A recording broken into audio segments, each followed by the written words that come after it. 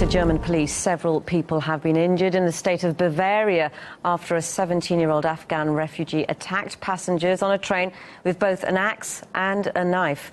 Well, over 20 people have required medical attention after a 17-year-old man described as being an Afghan refugee by the Interior Minister of the state of Bavaria attacked people on a train just outside of the town of Würzburg in northern Bavaria. Now, 3 of those people who were attacked are understood to be in a serious condition. Others were treated for shock. Another person is being treated for minor wounds. Joachim Herrmann, the Interior Minister of Bavaria, confirmed that the 17-year-old was shot dead by police as he tried to flee the scene.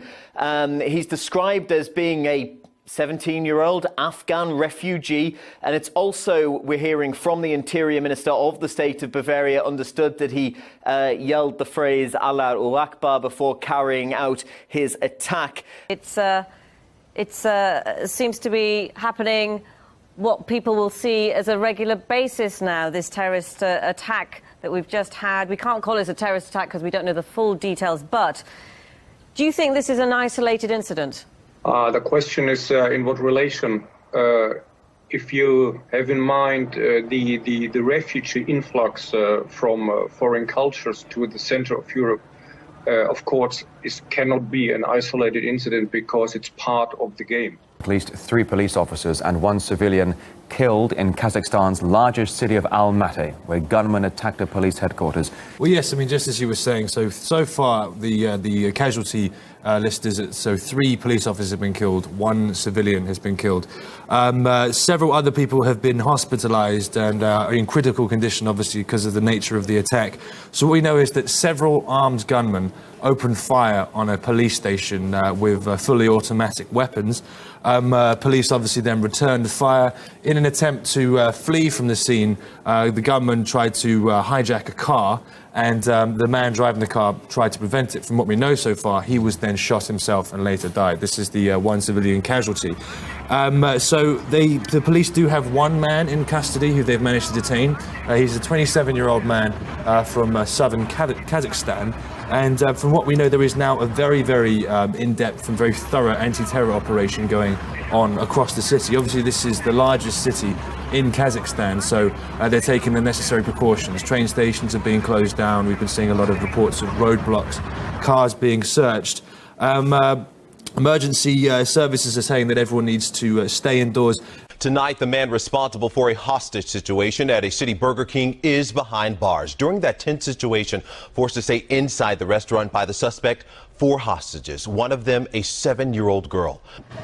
With his hands up in the air, the man police say held 4 people hostage inside a Southwest Baltimore Burger King surrenders. He walks out with the remaining 2 hostages, a 7-year-old girl and the restaurant's 25-year-old manager. He let a 17-year-old restaurant employee and a 67-year-old male customer go hours before. The suspect does not resist as he lies down on the ground. I see cops converging where I am.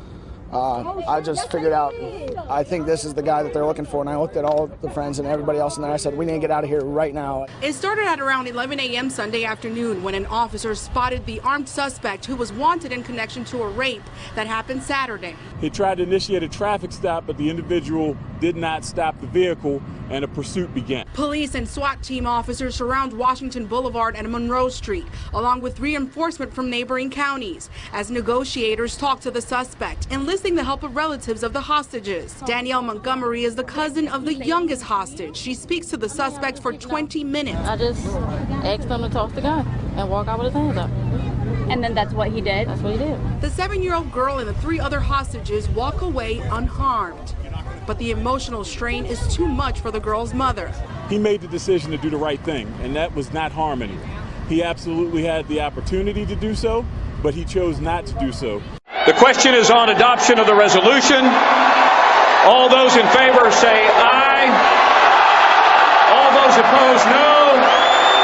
In the opinion of the chair, the ayes have it, and the resolution is agreed to. It didn't take long for the floor of the Republican National Convention to become unruly. A majority of the delegates from 11 states have submitted written petitions asking for a roll call vote on the rule. Those rules are the convention rules, among them a requirement binding all delegates to their state's primary or caucus winner. The chair now recognizes the delegate from the state of West Virginia. Never Trump delegates hoped the rules wouldn't be approved during a roll call vote, potentially allowing them to unbind their votes. I'm not going to do this again. I'm not going to do this again. Did they just railroad? During the chaos, delegates from Colorado and Iowa walked off the floor and the convention stage was left empty. As a lifelong Republican, I've never seen anything like this. When party officials resumed convention activities, they said they received petitions from only 9 states and 3 retracted their petitions, declaring there wasn't enough support to force a roll call vote. Ultimately, the uprising failed and the rules were adopted. The delegates will vote on their nominee Tuesday. Moving on to a different news now. Evidence of widespread state-sponsored doping by Russian athletes at the Sochi Olympics has been confirmed in a report by an independent commission of the World Anti-Doping Agency. According to the report, a Moscow laboratory protected the Russian athletes during the 2014 Sochi Winter Games. The Russian Ministry of Sports oversaw the manipulation of athletes' analytical results and sample swapping. Russian athletes across a variety of disciplines are involved. The World Governing International Association of Athletics Federations, or IAAF, has already banned Russian athletes from competing in next month's Olympics due to doping. The latest development will strengthen calls for a blanket ban on Russian athletes competing at the Rio Olympics in August. A new Russian app called Find Face, designed to assist identification through facial recognition, has fought off world heavyweights like Google in terms of accuracy levels. Originally, it set out to be a dating website, but now the app is a multi-purpose search tool, even used by Russian police. Recently, Find Face helped them to identify a man who'd lost his memory after a head injury. We spoke with the app's developers. Everything we do is absolutely legal. We only use photos that are publicly posted by users. It is harder to work with international social networks. Facebook naturally wants to have control over its users' photos and does not allow access to third-party developers. Well, since February, Find Face has been downloaded more than 1 million times. Now, that's caught the attention of foreign media, which delved deeper into the app, highlighting privacy fears. We talked to an expert on the matter. Facebook's recognition software is also gathering tons of data and information from people around the world. So as sort of scary and disturbing as this new Find Face may be in Russia and how quickly it's gathering over 500,000 people, using this device, it is important to recognize that this has been going on for quite some time already, and that there are other devices, other applications and websites that are already employing this. People are voluntarily giving up their information and self-reporting, combining what Google has and then their work in combination with Facebook and in apps like you're seeing in Russia now. It's creating a really dangerous picture. Also, the other problem with Google is that Google has very close ties to the U.S. government and governments around the world. One Spanish Springs neighborhood is dealing with a nasty bug infestation. KOLO 8 News Now, Sydney Schofield spoke with one of the families dealing with that, and you won't believe all of the bugs that they have. Just take a look at this. The Morris family home is covered in bugs. It's just creepy in ways, like whenever you think about it, like you could just feel it. They've tried everything to get rid of them, and nothing has worked. Starting to panic, they reached out to KOLO 8 News Now for help. But you can see them coming out from underneath the bottom of the siding and working their way up. We weren't able to get a hold of any entomologists or exterminators, but from our research, we believe they're false chinch bugs. Tiny little bugs that might be harmless, but can cover homes. They were just completely covering the cement, like it was black. Even pesticides and bug killer won't keep these pests away. I do have some bug killer that does work slowly, but it's supposed to be a barrier to keep them from coming back, and that doesn't affect them. They'll just cross right over. If they don't find a solution, the Morris family doesn't know how much longer they can stay in their home. They'll fall off the roof, they'll fall off the garage door, and they'll get on you, but they, just feel like, anything else, they brush them right off. It's just creepy to have this many. They've lived in this neighborhood for 25 years and have never seen anything like this. A thick layer of green slime, a toxic algae bloom, is covering a number of beaches and marinas along Florida's east coast, killing animals and hurting businesses. Tourism is down and merchants are angry. The algae has been spreading for almost a month with the potential to sicken people. To put it bluntly, this sucks. This is terrible. We got to a point where I couldn't put boats in the water and run them any longer because the algae would clog the cooling systems on the boats. Basically, I've been shut down for about a week and a half, 2 weeks. A local company, Ecosphere Technologies, is trying to bring some relief. This is what they're facing: inches of a thick layer of algae, birds walking on its surface, and dead fish everywhere. The smell is foul.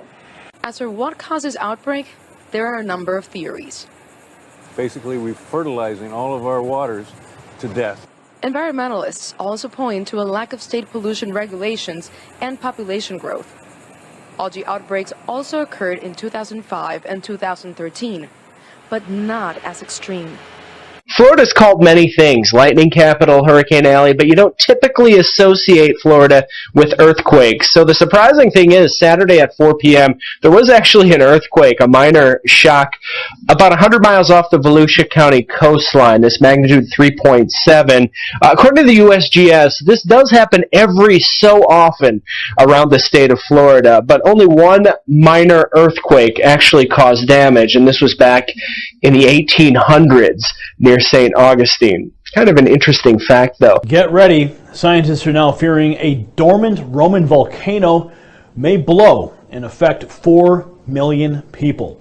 This story comes to us courtesy of Sputnik News. They report that a new geophysical research letter study authored by Fabrizio Mera and others reports that over 4 million people could be at risk if the Colli Albani volcano complex bordering the Roman metropolitan area goes into a full-scale eruption.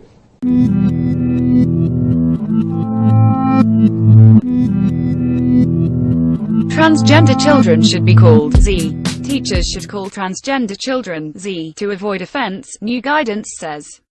Staff have been told a new language is needed for increasing numbers of pupils who do not want to be called he or she.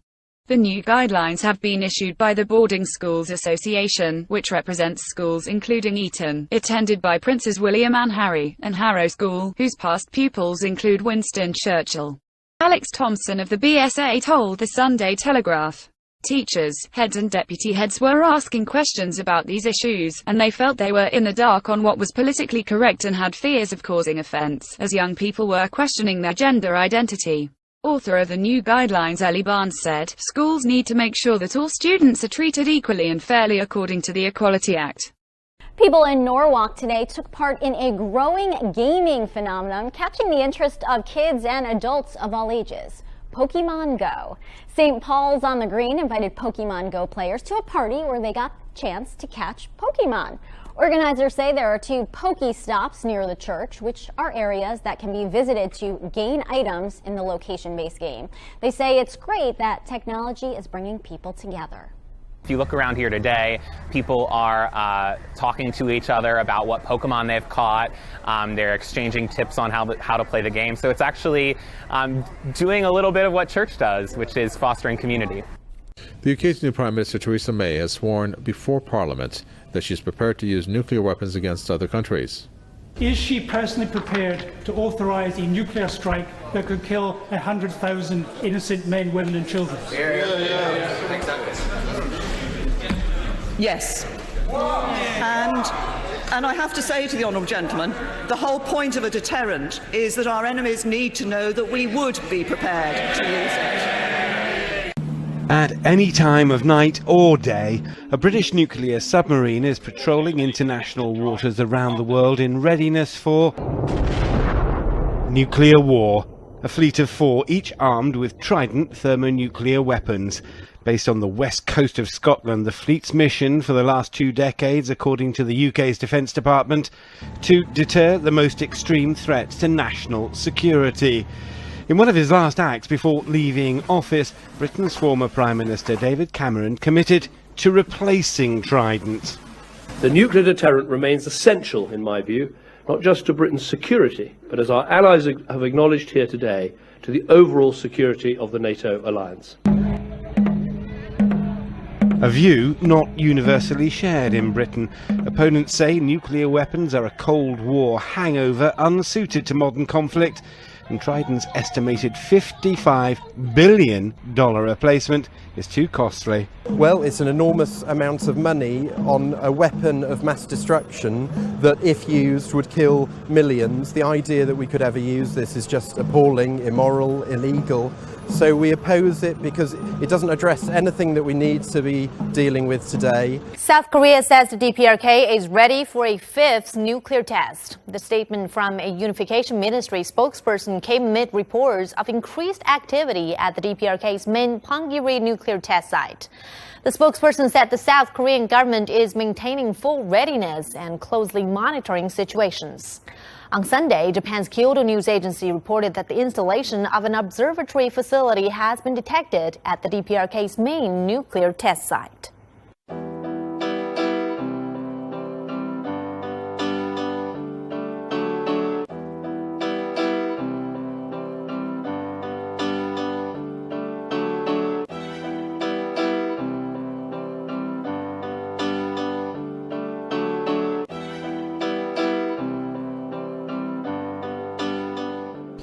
China has announced that it's closing off a part of the South China Sea to conduct a series of military drills this week. Officials say that an area to the southeast of the Hainan Island will be closed until Thursday for Army exercises. No further details have been released about the nature of the maneuvers.